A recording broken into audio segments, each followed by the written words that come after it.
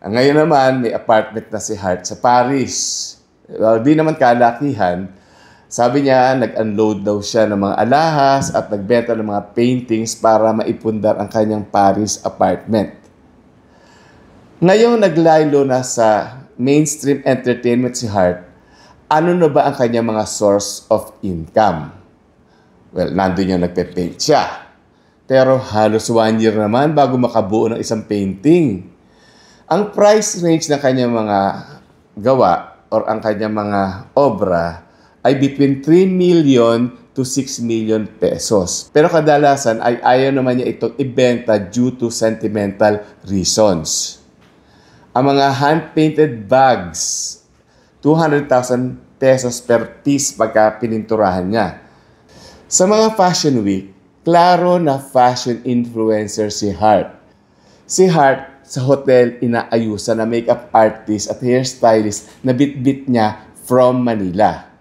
Pero itong tanong, kumikita ba talaga ang mga fashion influencers? Yes, hundreds of thousands of dollars a month. That is possible, pero bihirang-bihira yon.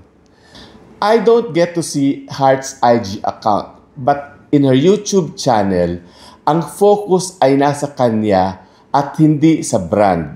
Tapos pinaghahalo-halo pa niya ang mga brands. Matutuwa ba yung mga kanyang mga ini-endorse at pinopromote doon kung labo-labo sila? Ang tanong tuloy, does she go to fashion weeks to work or to shop? Kayo, ano tingin niyo? Sa mga vlogs kasi ni Hart, she visits fashion houses and gets the VIP treatment. Sinasalubong siya tapos may nakahanda ng mga croissant at tea sandwiches with champagne or minsan sparkling water. Diba, kahit naman sa mga bangko, ang mga valued clients lang ang pinakakapi ng manager. Tapos, pagdating pa ni Hart sa mga fashion house, halimbawa sa Dior, may free gift pa siya.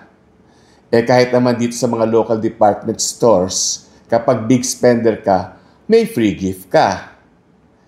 Tapos ito pa, nag-iwan ng resibo yung isang stylist ni Hart na sinabing she is the second biggest buyer sa YSL in the whole wide world. Nako, baka kinalbo na ngayon ni Chish yung stylist dahil lalo silang naging mag-asawa because of that post.